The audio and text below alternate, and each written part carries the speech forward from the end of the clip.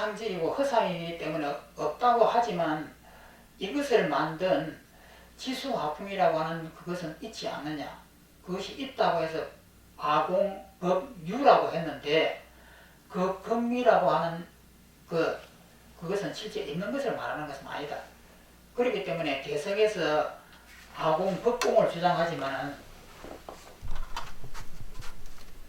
소성에서는 아공법유입니다. 대성에서는 아공법공입니다. 그런데 법유라고 하는 것은 이런 칠판이 어떻게 만들어졌냐면 지수화풍으로 만들어졌다.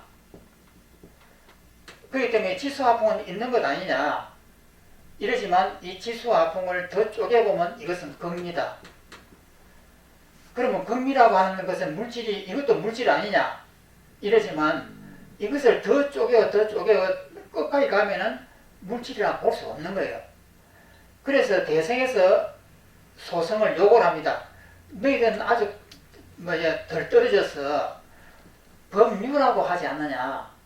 우리는 법공이야 하고 높다고 설명을 하지만 소성도 그렇게 바보가 아니에요. 그래서 이 금이라고 하는 것은 있는 것이 아닙니다. 그러니까 아공 이것도 법공이에요.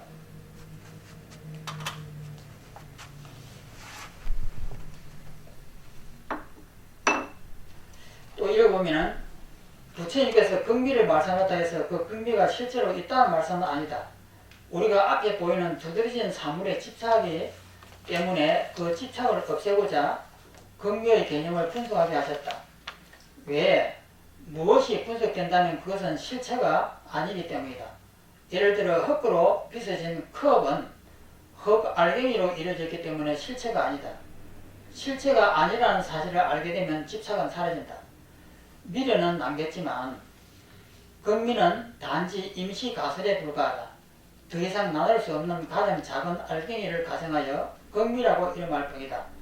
정리하자면 우리 앞에 있는 사물은 실제하는 금미로 이루어진 것이 아니라 식이 나타낸 것이다. 물론 색만이 아니다. 불교 전문 용어인 불상응행법, 무의법 등도 하나하나 검토하여 모두 결코 식을 떠나서는 실제로 없다고 유식론사들은 주장한다. 신법은 식의 자기의 모습이다. 자상이라고 하는 것은 스스로의 모습이다. 심이라고 하는 것은 이 식의 중심이다 이 말이에요. 자상이고 심소법은 식과 상응하고 색법은 식이 변하여 나타내고 불상응행법은 앞의 세법, 심법, 심소법, 색법을 토대로 분류하고 무의법인 진여는 앞의 내법, 심법, 신소법, 색법, 불상행법의 실성이기 때문이다. 실성이라고 하는 것은 그것의 핵심되는 진짜다.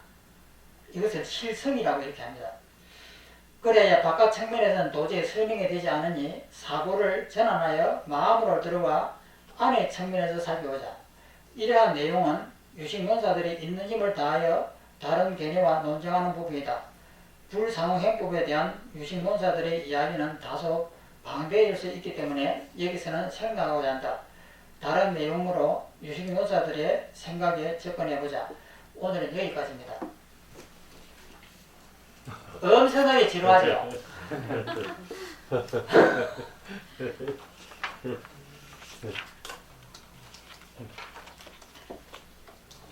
그래서 여기서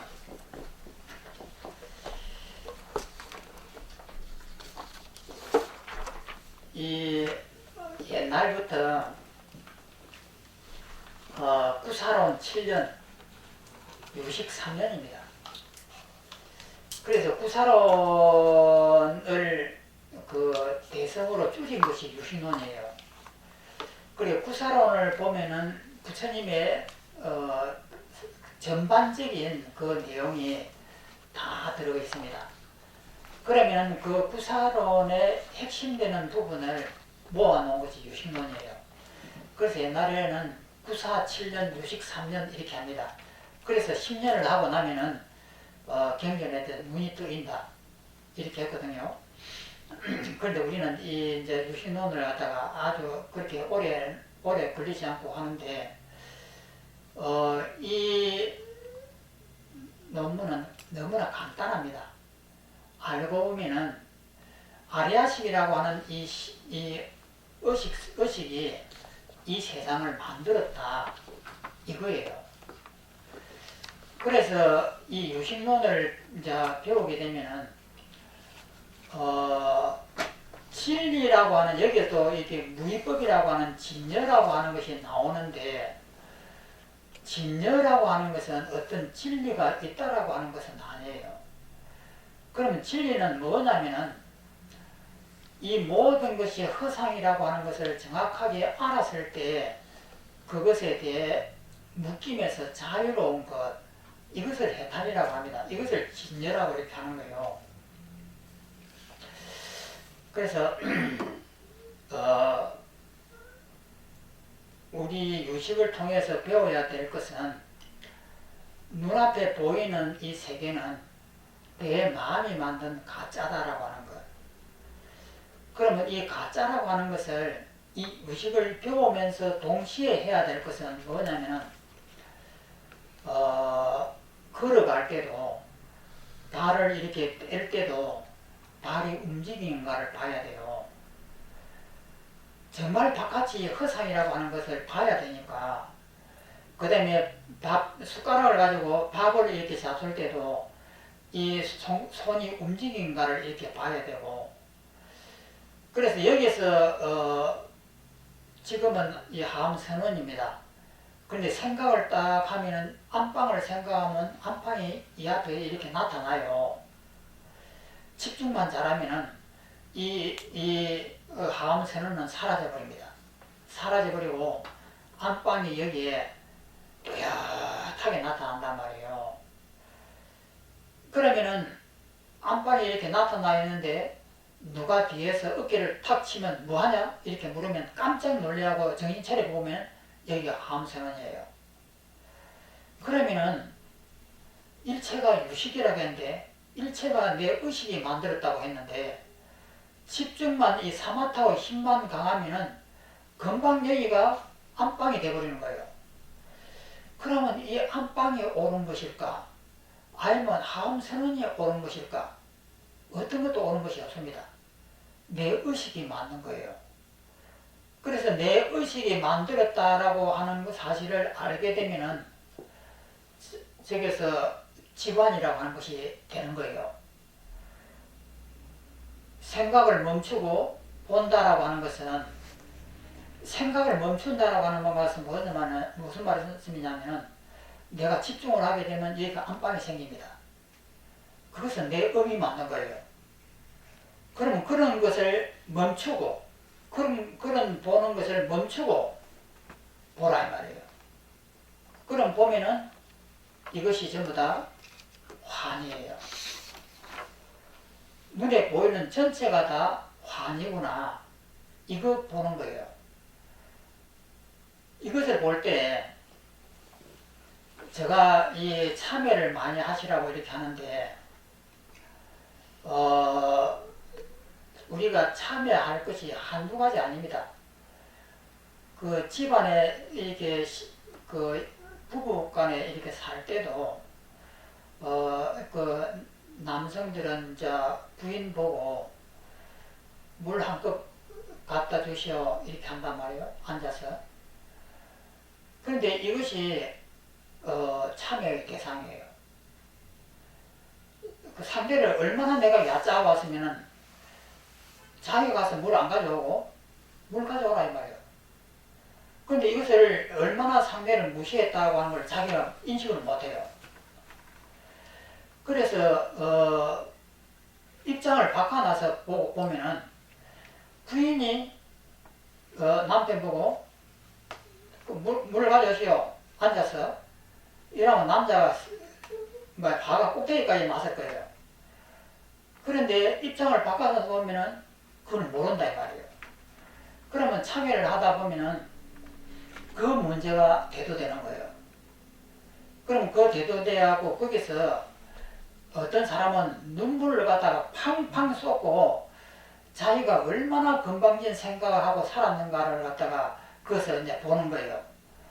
그래서 보면서 이런 것들이 참회가 극도에 당하면은 나 같은 사람이 이 세상에 살아서 못하지? 이렇게 건방으로 가득 차 있고 위선으로 가득 차 있는 나 같은 사람이 이 세상에 왜 살까? 이런 게까지 또 이제 속업에 들어가는 거예요. 들어가다 보면은 나 같은 사람은 이 전부 다 그 나쁜 놈이구나. 세상에 나 같은 사람은 이 세상에 살아야 될 이유가 없는 아주 이 세상을 괴롭히는 인간이구나 하는 생각에 대해 가지고 나를 딱 놓아버리는 거예요. 그래서 이 참회를 하다 보면은 그게 달아요. 그게 달하면은 나를 쉽게 놓는단 말이에요. 놓아버리게 되면은 내가 사라집니다. 내가 사라지면은 눈앞에 보이는 이 세상이라고 하는 것은 전부 다 환희예요. 이 유식 공부를 하면은 상을 없애는 공부가 필수적으로 따라와요. 그래서 우리가 앉아서 생각을 해보면은 미웠던 사람들, 좋았던 사람이 머리에 막 떠오릅니다. 그것이 상이에요. 내 마음이 만든 상이거든요. 그러면 그 상을 지우는 연습을 해야 돼요. 왜냐하면 그 상 속에 내 마음이 들어가 있는 거예요. 그러면 그 상을 계속해서 이렇게 지우는 이 방법이 우리 여기에 보면은 우리 하음 교재라고 하는 것이 있는데 거기 보면은 그 해심일경에 나오는 10가지의 상을 지우는 방법들이 있습니다. 그 방법을 통해 가지고 앉아 가지고 미운 사람이 있다든지 좋은 사람이 있으면 머리에 떠오르게 해요. 떠오르게 해서 그 상을 갖다가 지워 나가는 연습을 하는 겁니다. 연습을 하다 보면은 내 마음이 지워집니다. 그래서 이 유식을 배우라는 것은 일체가 내 식으로 되어 있기 때문에 그 식의 상을 지워버리면 마음이 동시에 없어진다. 이것을 가르치는 경전이에요. 논설입니다.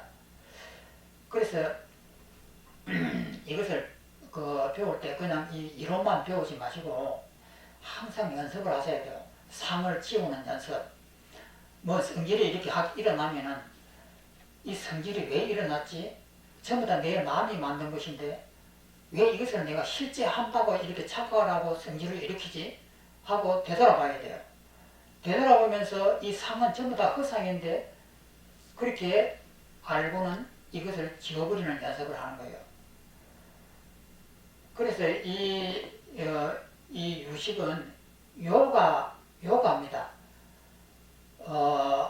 요가라고 하는 것은 실천 수행을 말하거든요. 이 바깥에서도 요가 배운다고 하잖아요. 이 육아라고 하는 것은 요가예요. 유식이라고 하는 것은 요가법이거든요. 그래서 이것을 계속해서 실천을 해 나가야 됩니다. 실천 안 하면은 별로 도움이 안 되는 거죠. 자, 오늘 그럼 여기까지 하겠습니다. 그런데 여기에서 제가 이것들을 드렸습니다. 이것이 뭐냐면은,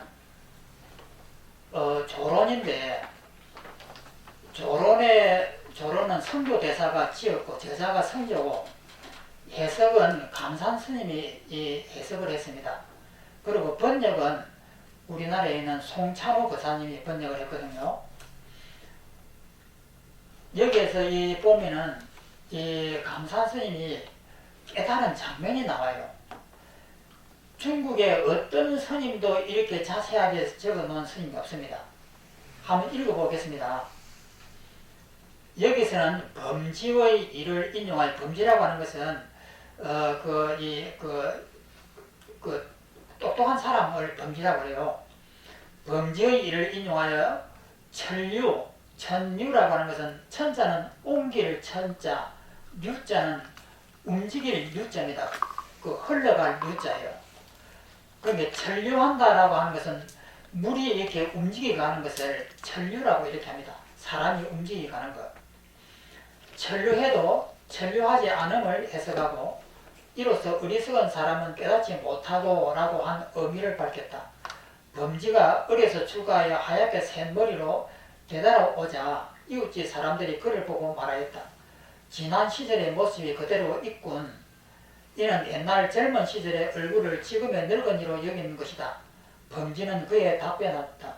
나는 옛날 젊은 시절의 사람과 흡사하기는 하나 옛날 사람이 아니다. 옛날은 옛날에 머물러 있지 옛날이 지금까지 오지는 않습니다. 그러니까 이 범지가 의도하고 말한 것은 젊은 시절은 스스로 옛날에 안주해 있고 현재의 늙음으로 흘러오지 않았다는 것이다. 이 천류하지 않았다 이 말이에요. 어찌 지금의 늙은 모습을 밀치고 과거의 젊음으로 이르게 하겠는가 한 것이다. 여기에서 사물은 천류하지 않는다는 의미가 매우 분명한데도 이웃집 사람은 이를 몰랐었다. 때문에 깜짝 놀라며 그의 말이 잘못이라고 비난하였던 것이다. 이는 어리석은 사람들은 깨닫지 못한다는 의미이다. 나는 어려서부터 이 논문을 읽었다. 이것은 감산 스님의 말씀이에요. 나는 어려서부터 이 논문을 읽었다. 나름대로 앞에서의 설람, 선자는 이 해오리 바람 선자입니다. 설람은 우주가 무너지는 강한 태풍을 이 노자에서 장자에서 선람이라고 이렇게 했습니다. 선남, 그 다음에 강하, 강이나 이 하천 이 흘러가지요. 야마, 이것은 아지랑입니다. 아지랑이가 이 움직이잖아요. 그 다음에 일월, 달과 태양도 움직입니다. 네 가지의 사상이 전류하지 않는다는 의미에